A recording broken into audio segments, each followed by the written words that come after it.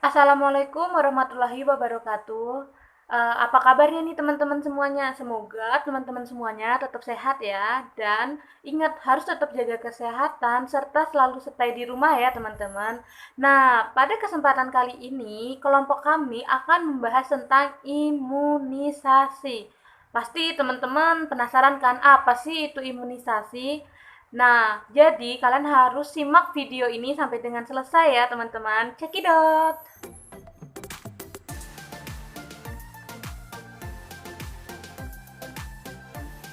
Nah, sebelum kita memulai video kali ini, kami akan memperkenalkan diri terlebih dahulu. Perkenalkan, saya Siti Komaria dengan NIM 18631349. Hai, perkenalkan nama saya Sinta Sylvia Christine Dubu dengan NIM 18631362.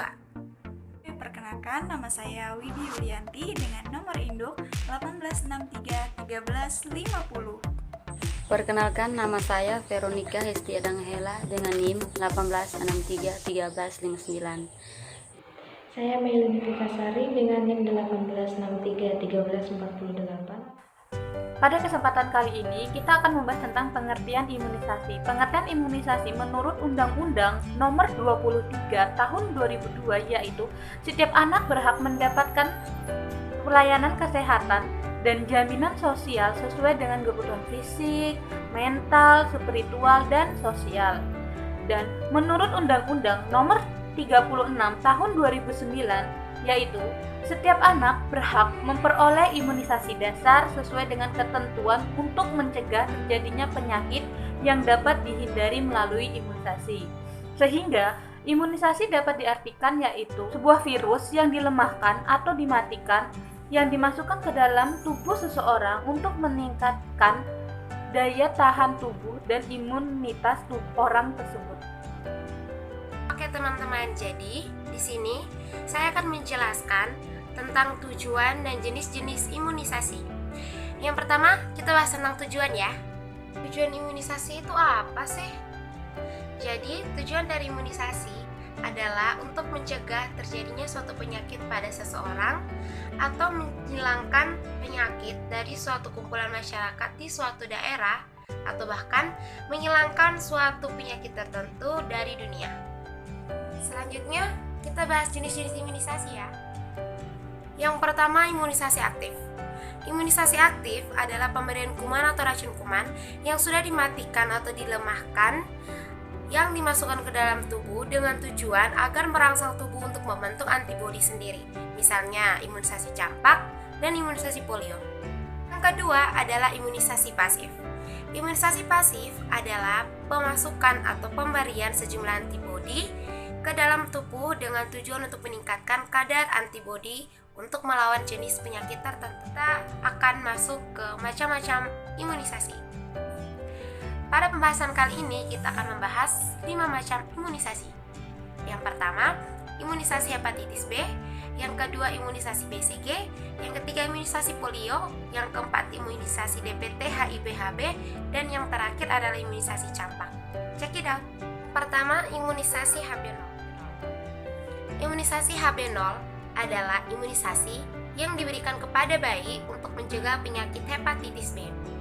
Imunisasi HB0 diberikan pada bayi usia 0 sampai 24 jam atau kurang dari 7 hari pada daerah terpencil yang sulit mendapatkan akses ke tenaga kesehatan.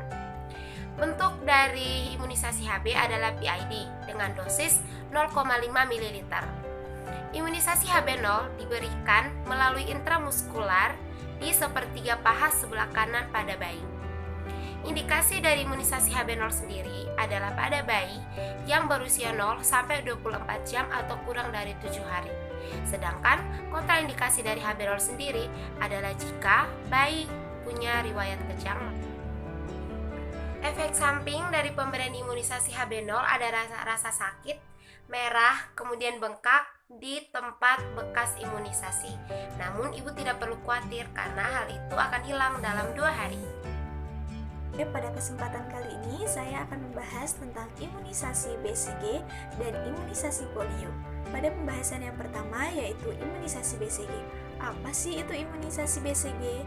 Kepanjangan dari imunisasi BCG yaitu Bacillus Calmette-Guerin, yang mana kegunaannya yaitu sebagai perlindungan terhadap bayi dari infeksi tuberkulosis atau TBC atau sering disebut dengan batuk berdarah.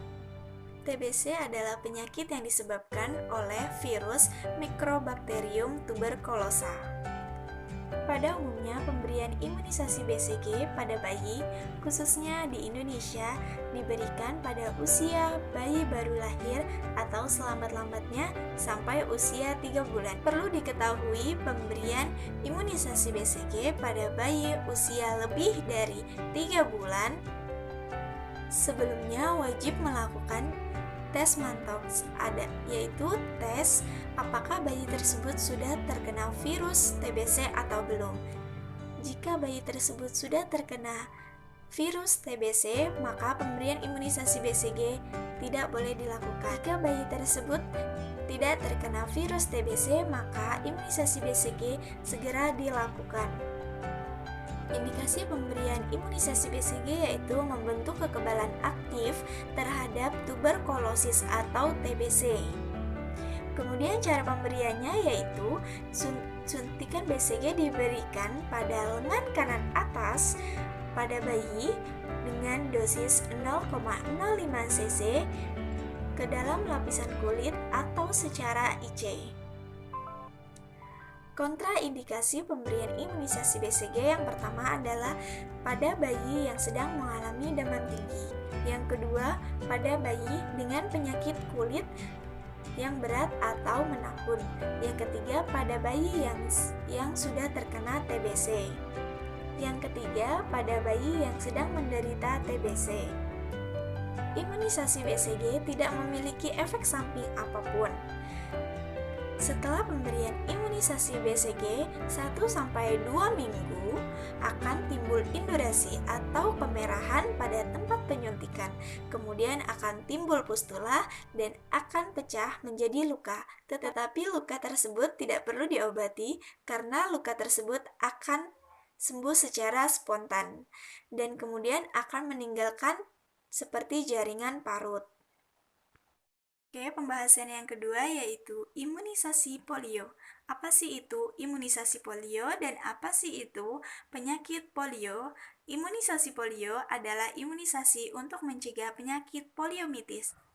Poliomielitis adalah penyakit pada susunan syaraf pusat yang disebabkan oleh virus polio 1, 2, dan 3 yang dapat menyebabkan kelumpuhan permanen. Indikasinya adalah untuk pemberian kekebalan aktif pada virus poliomielitis. Cara pemberian imunisasi polio adalah diberikan secara oral atau melalui mulut. 1 dosis yaitu pemberiannya 2 tetes polio. Pemberian imunisasi polio ini sebanyak 4 kali dengan interval atau jarak yaitu 4 minggu. Imunisasi polio 1 dilakukan pada usia bayi 1 bulan bersamaan dengan imunisasi BCG. Kemudian polio 2 dilakukan pada bayi usia 2 bulan dan bersamaan dengan imunisasi DPT, HB, HIB 1. Kemudian selanjutnya polio 3 dilakukan pada usia 3 bulan dan bersamaan dengan imunisasi DPT, HB, HIB 2. Kemudian selanjutnya, polio 4 yaitu IPV dilakukan pada bayi usia 4 bulan bersamaan dengan imunisasi DPT, HB, dan HIB 3. Saya akan menjelaskan pengertian dari imunisasi DPT, yaitu imunisasi yang menggunakan vaksin DPT atau difteri, pertusis, dan tetanus. Selanjutnya di sini pun ada usia bayi yang boleh menggunakan imunisasi DPT, yaitu mulai dari 2 bulan hingga 18 tahun. Selanjutnya di sini ada pun indikasi dari imunisasi DPT, yaitu indikasi pelaksanaan imunisasi DPT dasar adalah untuk anak mulai usia 2 bulan hingga 7 tahun. Selanjutnya kontraindikasi, ada beberapa anak yang tidak bisa mendapatkan vaksinasi DPT. Hal ini dikarenakan anak tersebut memiliki kontraindikasi dengan kandungan yang di dalam vaksin DPT. Anak yang hipersensitif terhadap komponen vaksin DPT tidak dapat menerima vaksin DPT. Selanjutnya di sini pun ada dosis dari imunisasi DPT. Dosis vaksin DPT adalah 0,5 ml untuk terhadap pengenalan sebanyak 3 kali. Selanjutnya di sini pun ada efek samping dari imunisasi DPT, yaitu yang pertama ada demam, diare, dan muntah. Selanjutnya tempat penyuntikan imunisasi DPT yaitu pada paha secara intramuskular. Selanjutnya di sini saya akan menjelaskan pengertian dari imunisasi campak. Adalah salah satu jenis imunisasi yang berfungsi untuk mencegah penyakit campak atau measles disease. Penyakit campak merupakan penyakit menular diakibatkan oleh virus. Virus dari penyakit campak bisa tertular melalui udara. Di sini ada pun dosis dari imunisasi campak yaitu 0,5 ml. Selanjutnya ada pun kontraindikasi. Program imunisasi campak yang merupakan program pemerintah Indonesia untuk mengendalikan penyakit-penyakit campak biasanya diberikan melalui vaksin kombinasi. Selanjutnya kontraindikasi. Pada kasus tersebut ada beberapa orang yang tidak boleh menerima vaksin MR sebagai program imunisasi campak. Orang-orang yang pernah mengalami alergi berat terhadap telur, agar-agar, dan obat neomycin. Di sini ada pun tempat penyuntikan campak yaitu pada otot deltoid di lengan kiri 45 derajat. Selanjutnya ada pun efek sampingnya yang merupakan reaksi tubuh terhadap vaksin campak, diantaranya adalah demam, nyeri lengan akibat suntikan, terjadi ruam atau kulit yang kemerahan pada area yang disuntik dan bisa menyebabkan bengkak. Di sini ada pun usia bayi yang boleh menggunakan imunisasi campak yaitu pada bayi yang usia 6 bulan.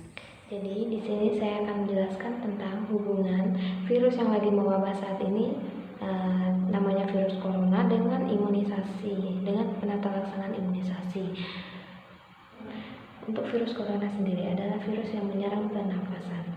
Untuk tanda dan gejala dari virus corona itu adalah demam, batuk, dan sesak nafas. Jadi untuk imunisasi pada bayi dan balita tetap dilakukan, akan tetapi bayi dan balita harus dalam keadaan sehat dan kita sebagai tenaga kesehatan kita harus menggunakan APD lengkap seperti sarung tangan dan masker.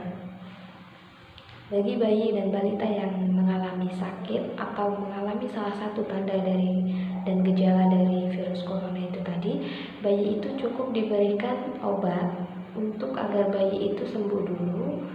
Kemudian bulan berikutnya bayi itu baru boleh diimunisasi.